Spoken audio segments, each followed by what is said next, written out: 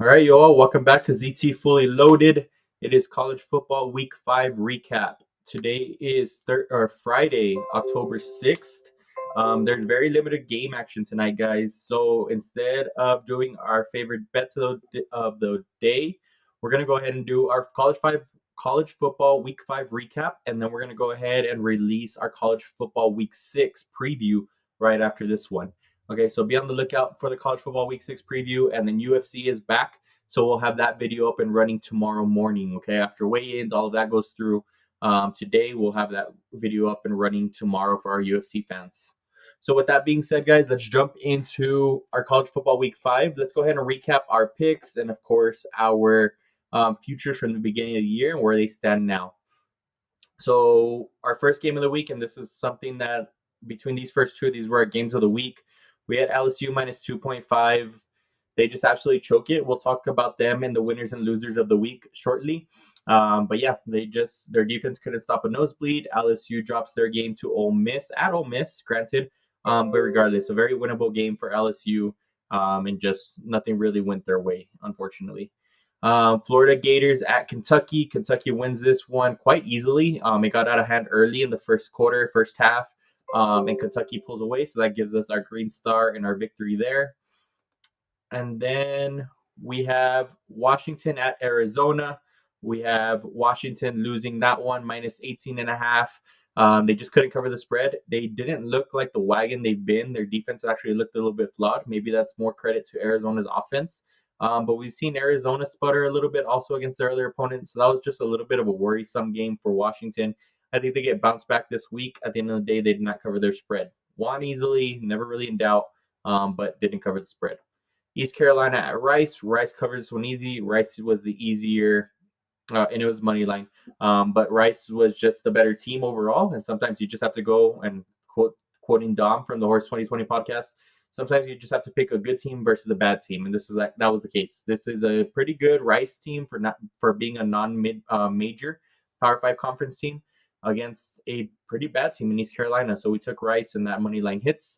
And then South Alabama at James Madison. James Madison, unfortunately, can't become bowl eligible again this year. Just a stupid rule, and we'll actually add that to our losers of the week. But James Madison covers minus 2.5 quite easily. So that was our records for week 5. We went 3-2. Unfortunately, just LSU, man. That was an unfortunate game. We could have really gone 5-0 here. Beginning of the year, Power 5 conference winners. This is what we thought as futures. ACC, this has quickly gone down the drain. We have no shot at this one, in my opinion. Clemson is now 1-2 in the conference. They did win last week, but they've dropped 2 now in the conference with Duke and FSU. LSU is now 2-1 in the conference. I think they could still possibly be in the running with some upsets in the SEC. However, I think they're out of the playoff picture, and we'll talk about that shortly. Big 12, Texas is still 5-0, 2-0 in the conference. Their major game against Oklahoma, which we'll be sure to talk about in the preview of week 6. So check out the next video if you're interested in the Red River rivalry. I'm sorry, that's just a tough one to say. So make sure you check that one out. But Texas and OU are tied up at the top, 2-0 in the conference. Pac-12, Oregon is 2-0 in their conference as well. I think the Pac-12 is just going to beat up each other, and I just hope Oregon is able to survive. But right now they're 2-0. Then we have Michigan in the Big Ten. I think this is still Michigan's chance to win. Honestly, I just feel they play the same ball that Notre Dame played against Ohio State. Notre Dame should have won that game. They give it away. I don't see that Michigan does the same thing against Ohio State. Michigan is a physical running team. They have the big play explosiveness. So yeah, that is just my prediction there. Then beginning of the year Heisman picks, we had Caleb Williams and Sam Hartman. Caleb Williams has actually dropped down to plus 175, so we're getting closer and closer to even money. Sam Hartman after that loss to Ohio State, his chances kind of diminished, and now they're relying a little bit more on the running game. However, he does get 2 major weapons on the outside, and they still have some competitive games, so you really never know. He needs to put up some big performances, but I think we can kiss his Heisman hopes goodbye. And just watch his totals go up, just fluctuate from here on out. At the beginning of the year, our favorite season totals, we had Texas over 9.5 in the Big 12. They're at 5-0 now. I think they have a really solid chance. They can afford to slip up or 2 slip ups, and I don't foresee any, to be completely honest. If anything, I see one. So I'm going to go ahead and still take over that 9.5 in the regular season. Stanford over 2.5. This one's really scaring me. Again, that Sacramento State in week 3 is really costing us big. I don't see them being able to upset two different Pac-12 teams by the end of the season, to be honest. California under 5.5 wins. They're actually winning some games. They beat Arizona State. Granted, Arizona State didn't have, pretty much half of their team. They do play Oregon State this week. I don't see them beating Oregon State, so we should see how that goes. And then we have Mississippi State. They have also dropped another game. They lost to Alabama in pretty dominating fashion, which we haven't seen Alabama do much this year just because of the struggles that they have on offense. So that was a little bit surprising. Either Mississippi State's really that bad or Alabama's getting back on track, and that'd be perfect going against A&M, because we'll talk about that in the Week 6 preview. I do like Alabama a little bit going into A&M. And then the beginning of the year playoff prediction, we have Georgia 5-0, Michigan 5-0, Texas. So our top 3 seeds are looking good. LSU, unfortunately, they're LSU, and I think we can kiss their playoff hopes goodbye, regardless if they win the SEC. And then outside looking in, we have Clemson, we have Oregon. Oregon still looks good. Clemson and LSU, out of our top 6 that we had predicted at the beginning of the year, are probably the ones that were out. The other ones are still looking pretty solid for where we had them. All right, guys, and I do apologize for the constant beeps and alerts. It is still work day at College Board. It is pretty busy during the day, so I'm getting those notifications coming in. But with that being said, guys, I apologize for that. Let's go ahead and move into our winners and losers of the week. We'll be moving back and forth. So winners and losers of the week. So week 5.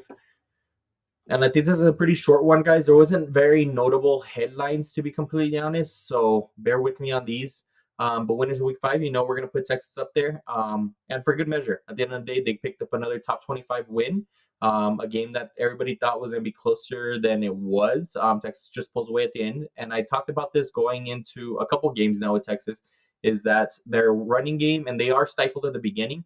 At the end of the day, a marquee for a big offensive line team, a big running team, a big play action team is going to be pulling away at the end. You wear down the defense, you wear down the opponent, you grind out games, you pick up the time of possession, and you see it in the 3rd and 4th quarter. Those runs just start breaking out, and it's week after week. Texas breaks out a big run in the second half, and we saw it again with Jonathan Brooks, who's been absolutely amazing filling in for Bijan and Roschon. I think there was a lot of doubts there. Even though we have a loaded running back room, there was a lot of doubts. There have been no doubts. Jonathan Brooks is clearly number 1. CJ Baxter just needs to stay a little bit healthier, but you could see his vision and his explosiveness. I really like where Texas's run game is at and where Texas is overall. So huge shout out to them for beating Kansas in pretty dominating fashion. At the end of the day, yes, it was against a backup, and we'll talk about that shortly. They still took care of business, and I don't know, there was really nothing to sweat. 600 over 600 yards total of offense. Yes, they all didn't convert into touchdowns, so that kept the game close in the first half. And then you had that unlucky fumble, which was recovered for a touchdown with Kansas after a solid hit from Catalan. So there was just a lot of bad breaks, and even with that, Texas still pulls away and wins in dominating fashion. You can't complain. Then football fans are our second winners of the week. After week 5, we're now looking at 50 plus straight days. I want to say it's 53 or 54 plus straight days of football. That means Monday, Tuesday, Wednesday, Thursday, Friday, and then of course you got your prime time Saturday and Sunday. That is just a fun time to look forward to, guys. Again, October is my favorite month of the year in terms of sports. You have MLB playoffs. You have NHL kicking off again. You have those 50 straight days of football now that the Conference USA, and of course you have MACtion during the week. So that's awesome to look forward to. You have college football in full swing, NFL in full swing, NBA preseason has kicked off as well. Soccer is always going on with the EPL. There's just always something to look forward to. Ryder Cup just finished up. You'll have your occasional PGA tournaments in there. It's just a great time of the year. UFC is always year round. So there is nothing better, guys. Absolutely love the month of October. Absolutely love these next 50 days. We should always have something. Except today is pretty light. We have 2 football games, and then that's pretty much it. And I blame more MLB more than anybody else for that. Now moving on. Notre Dame was a winner for me. I think coming back after that heartbreaking loss against Ohio State, which they choked away, playing on the road against Duke, which I'm still not completely sold on. At the end of the day, it might as well be. It was a really good competitive game, tight at the end. and there was no mental mistakes, which you might see after blowing a win the way they did against Ohio State, being on the road, a hectic crowd, a ruckus crowd. That was a really good home crowd for Duke. You might expect them to do it again, and that would have been just, I mean, troublesome for Freeman. You might want to even start putting him on the hot seat that he's not going to be able to win a big game. And they pull it off at the end of the day, and they took care of business. A top 25 win on the road, it never looks bad for them. So Notre Dame, huge shout out to you guys. Ole Miss, winners of the week. I doubted you all. I said there was no way you beat LSU. I say that it's the same Ole Miss, same Lane Kiffin. At the end of the day, it was the same LSU and same Brian Kelly, just choking away big games. Ole Miss retains home field advantage and they beat LSU. Their offense looked absolutely amazing behind Jackson Dart. So huge shout out to Ole Miss and taking care of business against LSU. Kentucky, and then our ZT fully loaded betters. Kentucky was one of my games of the week. It got out of hand right away. They took care of business. There was not even a sweat whatsoever. It was a beautiful, beautiful game to see. Just absolute domination on the defensive end. We're running the ball whenever they wanted to. They did pretty much whatever they wanted during that game. And there was really no fight from Florida, and we'll talk about them shortly. But yeah, I just think Kentucky from the beginning of the year, I said that they were one of my possible contenders for that over season total.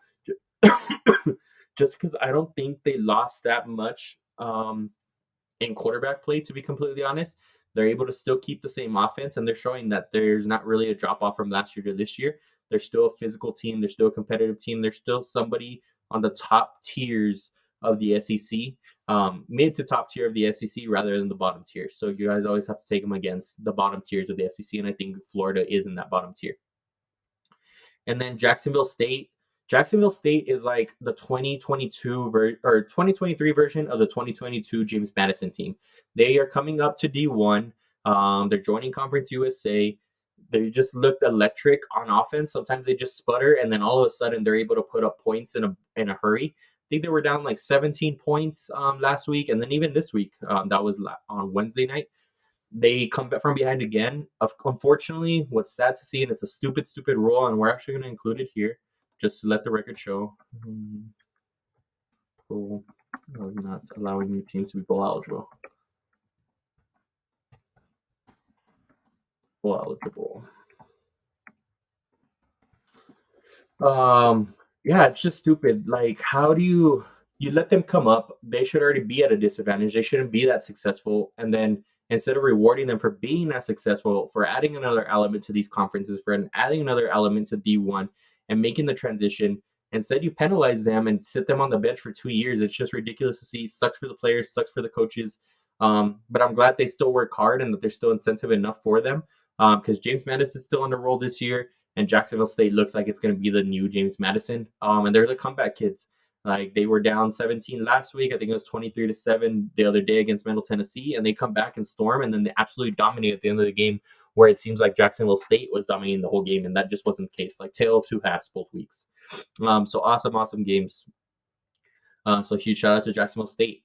My third to last winner of the week, SEC in general. Honestly, like, they're having Texas and OU come in. Their commissioners actually go and see the game, and we'll talk about the Big 12 commissioner shortly as our loser of the week. But they're going to go see their new prize baby, their new toy in the Red River Rivalry Showdown out in the Cotton Bowl. And then on top of that, you just still have good quality teams. You still have Georgia on top. We just talked about Kentucky. You have great teams still in the SEC. Florida, not so much. Alabama's still there. A&M, it hurts me to say, but they're still there as well. Missouri looks better than what they're supposed to be. It's a good time for the SEC. It's a good preview to what next year is going to look like. I don't know. It's an exciting time.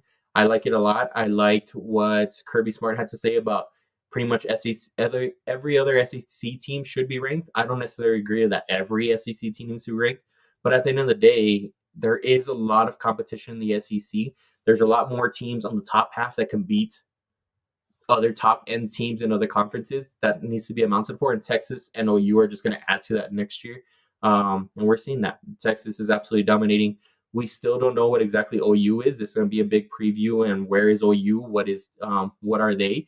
And then at the end of the day, how for real is Texas, right? So huge shout out to SEC. They're just winning right now overall. West Virginia, I think I just got to shout you guys out. Other than Texas and OU, you guys have been the most impressive in the Big 12 when everybody thought you guys were going to be down this year. So huge shout out to the Mountaineers, 4-1. So what, third in the conference right now? Tied for third. Beating out TCU last week. They've looked impressive. Everybody thought the wheels were going to fall off there, and they just have not. So huge shout out to the Mountaineers of West Virginia. And similar to West Virginia, our last winner of the week, Maryland.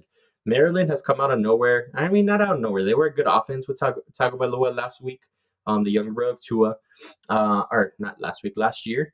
But at the end of the day, being 5-0, going into Ohio State, they're a big underdog, which I might even want to take the spread. We'll look at that later on in our preview. At the end of the day, Maryland is just a really good team offensively. They put up points. They're able to pass for a lot, and they're a fun team to watch. So huge shout out to Maryland being 5-0. No matter what your schedule is still a triumphant feat. And they've been able to do it. And now they go in hot with momentum against Ohio State.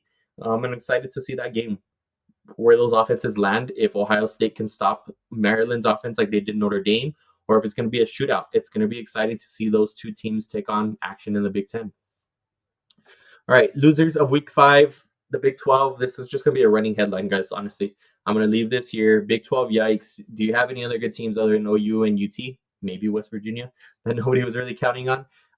And then the Big 12 commission. I mean, just such a sorry conference. Sorry, commissioner. I just don't understand why there isn't even more look into what is going on there in terms of referees, in terms of how these teams are treated. At the end of the day, it's still your product. It's still your teams. You're still profiting off of Texas and OU, and you don't even go to the biggest game of the year. Where are you going to go instead? Iowa State? Like, what else do you have to watch? Instead, no, you're going to skip out on it. Whatever. At the end of the day, we don't have to support your platform. I'm sure the SEC commissioner is going to get some time on camera. That's going to be awesome because he deserves it. It was a great move for Texas and OU, great move for the SEC. And the Big 12 is just sorry, to be completely honest. And it's sorry starting with that commissioner. And then loser of the week, Michigan State has officially fired Mel Tucker. So that's all I have to say there. They don't look good on the football field. They don't look good outside of the football field. They don't look good as a campus with all of their scandals.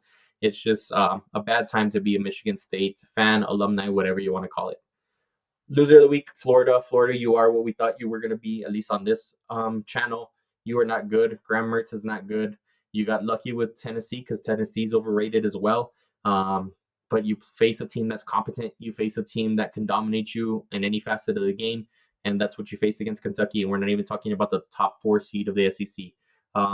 Just absolutely dominated. And that's what you are. You're not a top 25 team. You're not a top tier in the top team in the SEC. And that's all I have to say about you guys. So you are a loser of Week 5. Loser of Week 5, also Texas haters. I mean, at the end of the day, we can't accept that Texas is back. It's always going to be that way.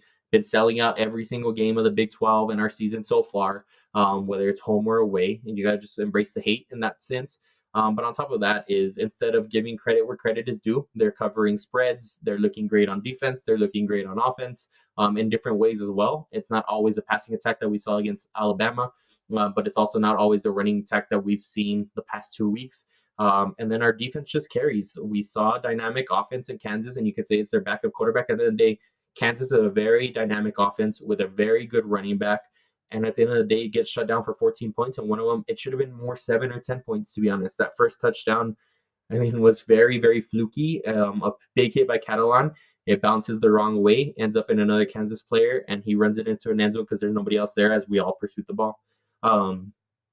It's just sad to see it, but I'm happy as a Longhorn fan. Bleeding orange, horns are always up, and it's been a great year so far. Texas is back. A huge week this week for either the haters to be slept again, or at the end of the day, for us to take a step back and see where we're really at. But a huge week, and I'm looking forward to it with a Texas and OU.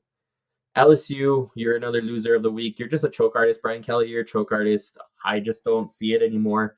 I don't know how you keep getting defensive recruits playing the way you do on defense. You have a lot of talent. You can't place them in the right places. You refuse to place them in the right places, making the same mistakes over and over. Your offense, I guess, is dynamic. At the end of the day, you can never even trust Daniels if he's playing in a big game like what we saw in Florida State.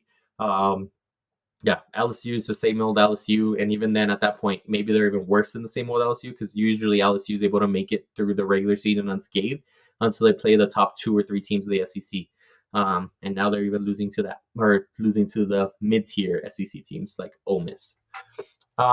Loser week, Utah. Utah has a chance to be a really good team. They're just a grinded out team, good coaching, a good coach team. At the end of the day, Cam Rising's injury has costed them this year. Unfortunately, they should be in the running for the Pac-12. They would have been in the running for a possible playoff.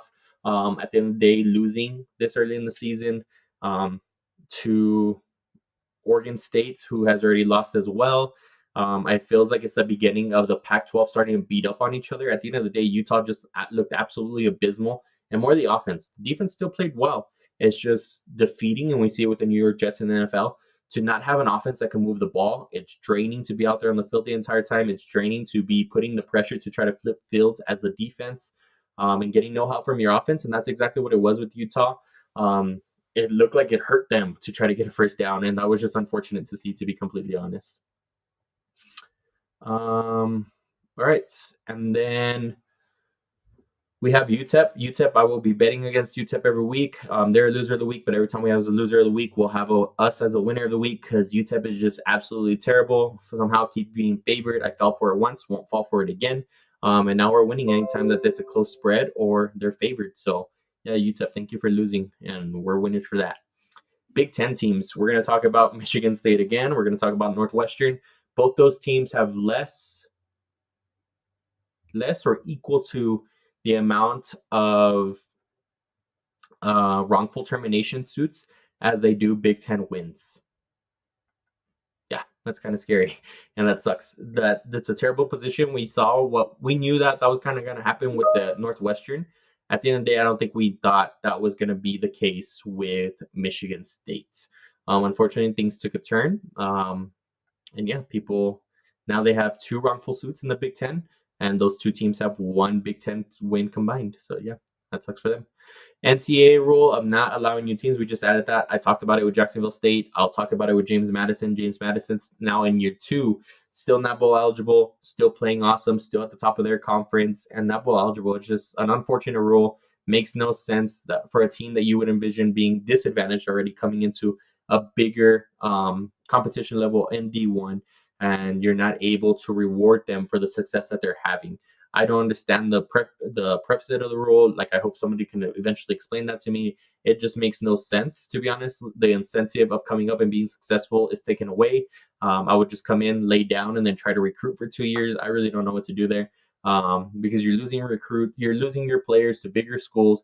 You're not able to be bowl eligible, so you're not able to gain. Like for Jacksonville State, next year you can't go and tell a recruit, well, this year we're going to play in a bowl game. Sorry, you're not. Like, it's still your little suspension or whatever they want to call it. And it's just an unfortunate rule, terrible rule by the NCAA.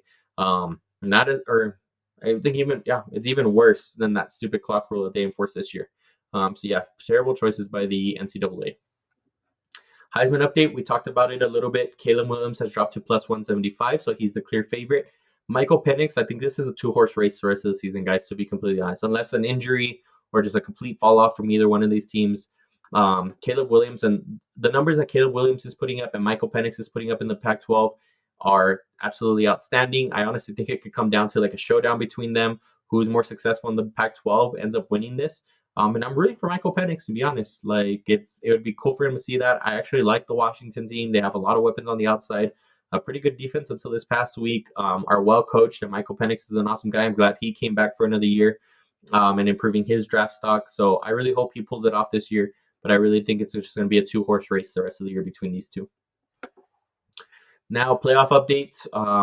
This is what the AP poll has. This is what I have, to be completely honest, as well. Georgia, Michigan, Texas, Ohio State. I do think if Texas pulls off this victory against against Oklahoma this week, and especially in dominating fashion, or even relatively close to that we could see them jumping a 1 or a 2 seed, just because Georgia and Michigan haven't played anybody to this point in time. Georgia is not expected really to play anybody during the season. We saw that from the very beginning.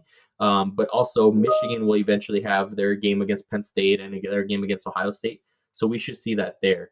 But we just haven't seen it yet. So that's why I'm going to go ahead and take Texas to jump them if we're able to win against OU. That's 3 top 25 teams, or 3 top 25 victories, 2 in the top 15, 1 in the top 5. I mean, 3-0 in the conference. Like it is a huge statement there.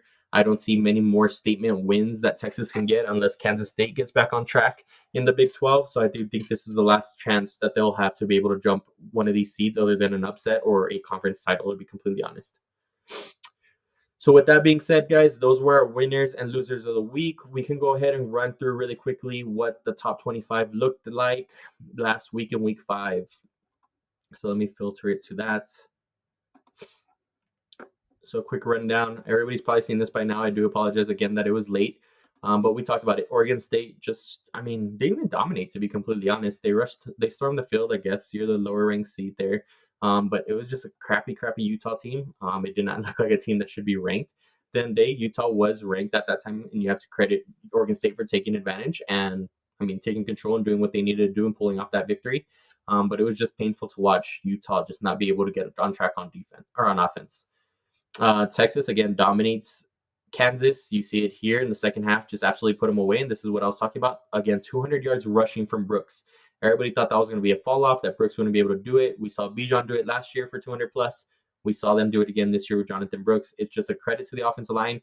And then we saw a game from Mitchell as well. 10 catches. I didn't even realize he had that many, to be completely honest. 10 catches, 141. Loved his touchdown. But yeah, I love to see it. USC, their defense cannot be any worse. You see these numbers by Caleb Williams. It's just a poor defense. We've seen Colorado's just spin out of control these last few weeks, starting from Colorado State to Oregon getting absolutely shut down, now to USC, and USC makes it probably the closest that all of those games have been.